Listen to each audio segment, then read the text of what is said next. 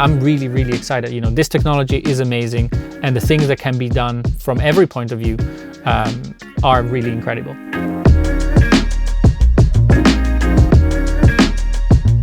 Hi, my name is Ricky Damian. I'm an engineer producer, and I'm here with OIKLA today at beautiful Studio 13 to have a look at their new release plugin, Shape. The reason I actually like this plugin the most is there's a lot of science and math behind this, but they did a really, really good job at making this the simplest it can possibly be for the user.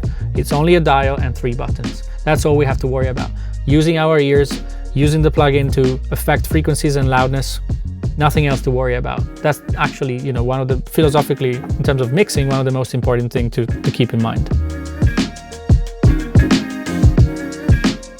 If something is louder, we perceive it as having more low end and more high end. For a whole variety of reasons, this is so important for engineers and producers, for everyone that wants to do music, to be honest, because it really allows you to understand where and how your brain perceives the reality of frequencies and the actual balance between frequencies at different levels. An EQ like this then lets you alter your perception of loudness and your frequency content based on these relationships.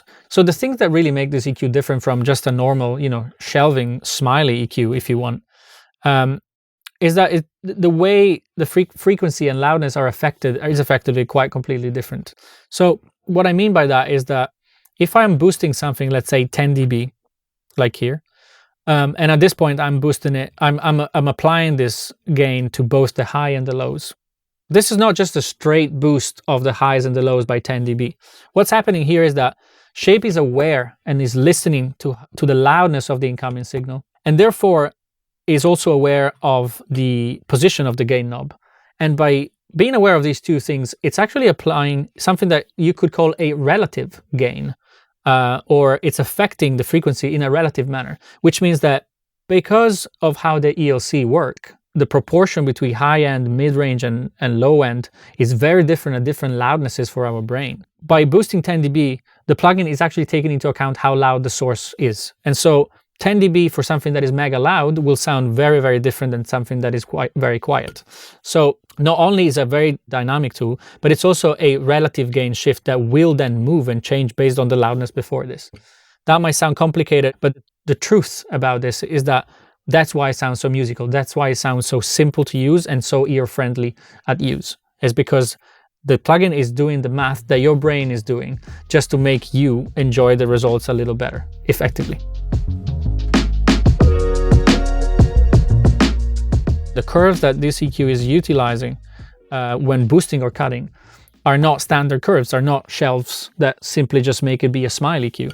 They are actually ELCs. They're based on ELCs, which if somebody has never seen them before, this is what they look like. And I obviously recommend going and looking at the actual proper graph of the ELCs. They are curves that have been studied to represent exactly how our brain perceives loudness and perceives frequency coloration and frequency perception at different loudnesses. So why do we need an EQ that is actually based around, you know, the famous Fletcher-Manson curves? Well, the easy answer is that's how our brain works, really. And those curves have been studied, you know, thoroughly throughout the years, and they really portray how our brain responds and listens to music or sound in general at different volume. What Shape does is that not only it applies a very different type of curve, it applies curves that are based around psychoacoustics. In fact, Shape works around the ELCs, equal loudness curves. Basing an EQ around those curves is actually a different approach than most other EQs would give you. And I believe it just gives you a way more musical and way more ear-friendly way of reducing or increasing your high and low frequency content, or both, with a very simple and effective interface. You can use it for a lot of different applications as well. You know, sometimes I put too much bass on something, sometimes I put too much high end on something, sometimes something has been recorded like that, and I just want to tame those frequencies, but without the sort of artifacts and you know, the overcompensation that sometimes you have to do with a standard EQ. Sometimes I just want something to sound a bit less or a bit more, and using a tool like this that is based on equal loudness curves actually lets you alter the perceived loudness of something and therefore the perceived frequency response of something. What I mean by that is that you can use this tool not only to equalize effectively, but you can use it to move things closer or further away from you. You can use it to trick your brain into perceiving that something is actually louder or it's actually quieter than it is by utilizing those, but you're not actually using those curves yourself. The plugin does it all for you. You only have to use your ears, move the knob, and decide what you want to affect.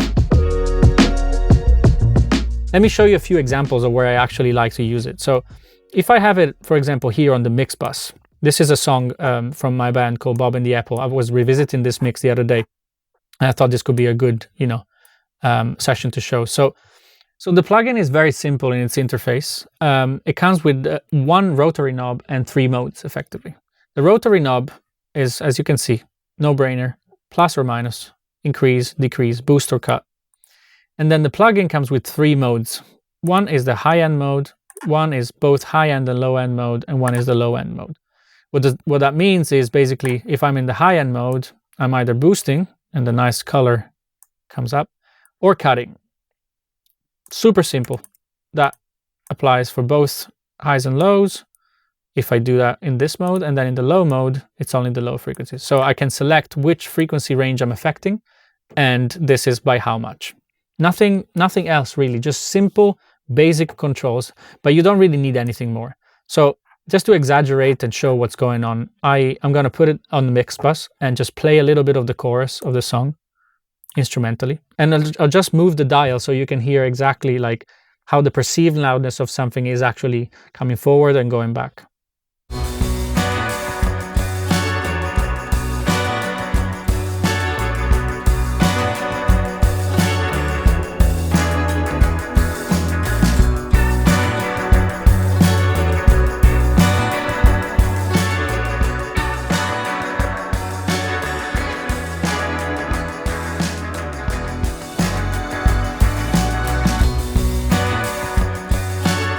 So these are sometimes on the mix bus, these might feel like extreme moves, but all I'm trying to show is that you're really altering the perception of your overall sound, and the way the curves moves are based on the ELCs.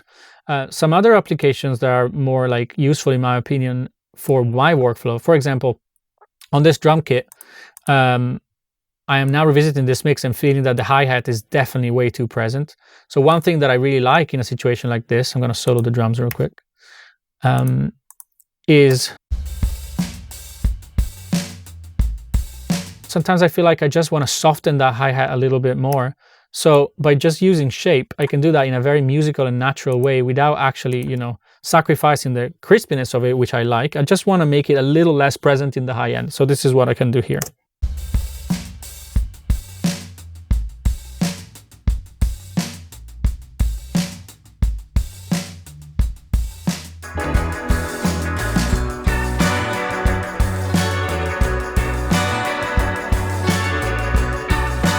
Sometimes these are subtle moves.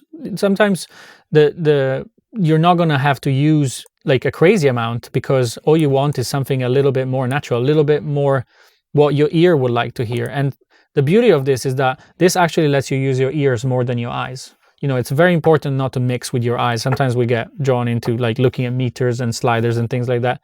What I like about this plugin is that I am just listening. I am not looking at the number I'm ending there, because it doesn't really make a difference to me what this number is. I'm just listening, and I'm trying to find a more balanced and musical sound for this hi-hat, for example. Another thing I really like to do is to use it as a parallel processor. So for example, I have a drum parallel distortion here. So I'm going to put shape right after it.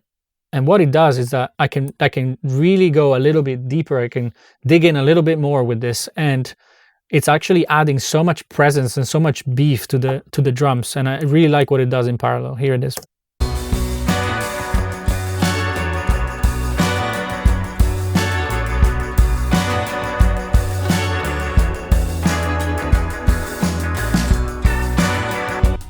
Here's without it.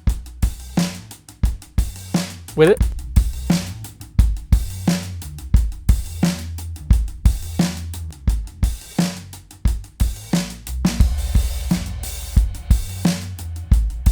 And with the lack of better words, this really just sounds more musical to me. It's just a better way. I find this just pleasing my ears in a better way that maybe a normal EQ would.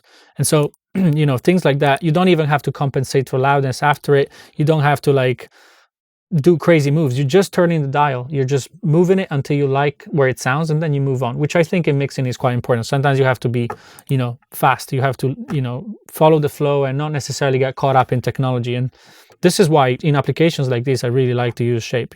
Sometimes the opposite happens. Sometimes I get to the point where maybe I've put too much bass on a kick drum.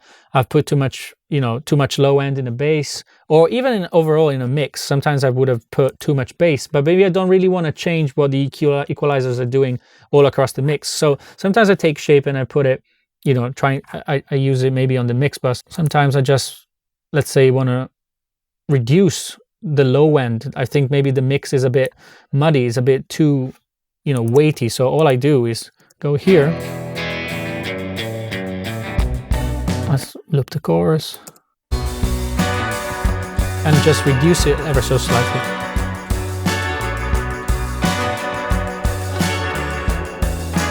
Now, even just 0.5 really makes a huge difference for me, and that is what I quite like about it, is that I'm not going to start all of a sudden just, notching down frequencies or shelving or whatever, and then it starts to create more problems in my head. Sometimes it's easy to start doing something and then there's a chain reaction of effects where you really can't, you keep chasing something. But sometimes I really use shape more for little adjustments that I know are going to help me both from a level and a loudness point of view. I sometimes really like to use shape on the bass when I want to increase the perceived loudness of the bass, but without actually bringing the bass up and therefore mudding up the track. So I'm going to solo the bass for a second. I have it here on the bus. So what I usually do is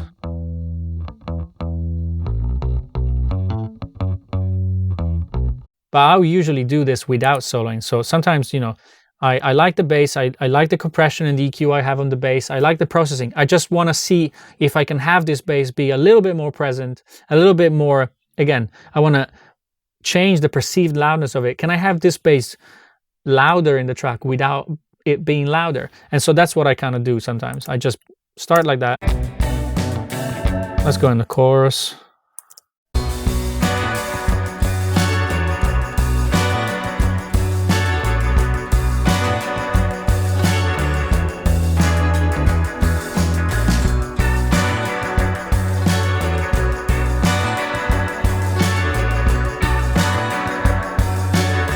And literally all I'm doing, yes, I'm looking at this number moving, but I'm using my ears as much as possible.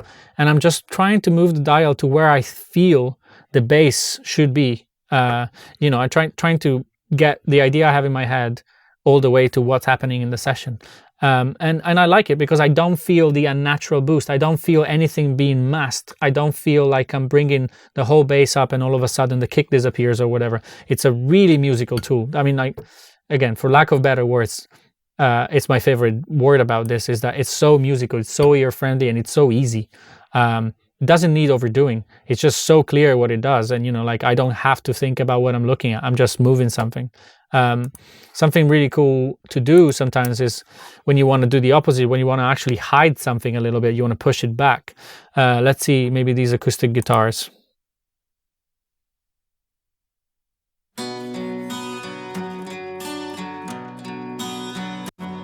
So in the track,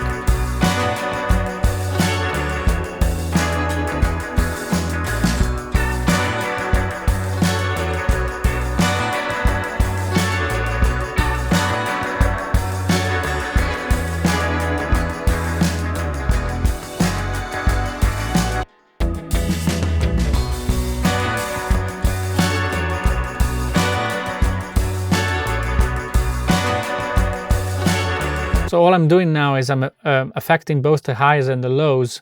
So I'm affecting the whole sound. And what I'm trying to achieve is to try and make them feel like they are a little bit further back in perspective. And again, I'm not losing the clarity of it. I'm not losing the intelligibility of the guitar part. It's just giving it a bit. It's in a way I'm using the third dimension. I'm pushing them back and I'm not losing their contribution to the song, if that makes sense. I'm shifting things in space. I'm moving them. I'm making space for other things, potentially the vocals or something like that. And sometimes you can even do the opposite. Sometimes you want something to come forward to you, and you want to therefore increase the perceived loudness. So, and you can do that by doing the opposite that I just did on these guitars.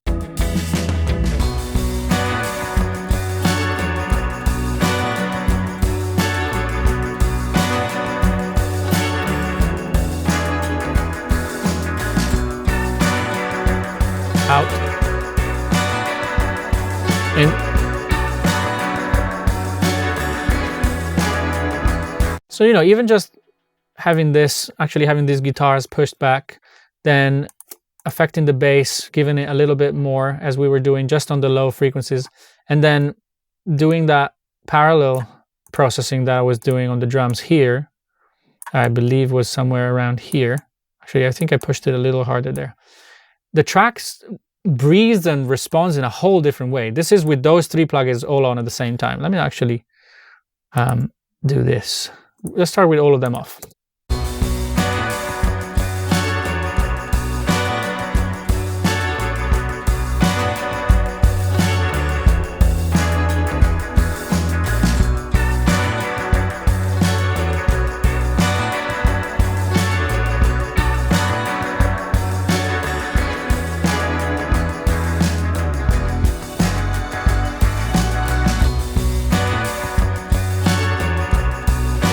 Off. On. So as much as these are actually quite small and, delicate movements, by putting all these pieces together, the track to me is responding very different, even just from an emotional point of view. Like being able to alter these parameters actually has a pretty strong emotional response, which is ultimately the language of music and the language of mixing. Even if it's a technical job, it should never be forgotten. It's definitely a creative job. You're trying to, if anything, enhance and emphasize the emotions that the songwriter, the artist, and everybody on the team has put into this. You just want to elevate them to the next level. You never want to go in their way. So they're small moves, but even just this changes your whole perspective and the colors of your track, if you want, in a very musical way. We definitely live in a generation where we're on headphones at all times. We're listening to our phones, to games, to TV, to like a lot of content. We're surrounded by content, and we are at all times stressing our ears. And most times people are not aware of how loud and how loudness exposure can be a problem and can be actually quite damaging.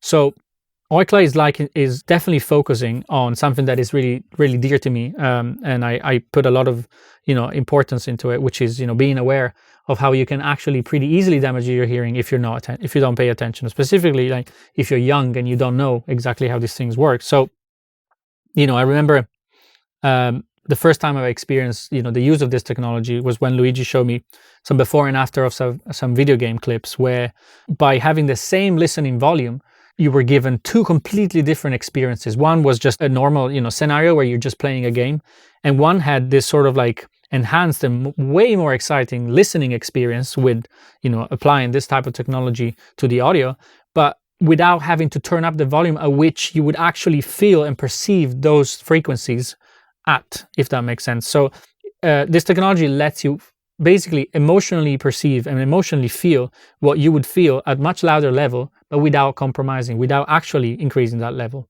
At the basis of this technology, not only there is a very musical way of enhancing the user experience, but there is also awareness of the health of your hearing in mind. And the beauty of all this is, Shape is the very first product that OIKLA has been putting out. But I've been seeing behind the scene what Luigi and the whole company are developing, and I'm really, really excited. This technology is amazing, and the things that can be done from every point of view are really incredible. So, the future is bright, and I can't wait to try new stuff.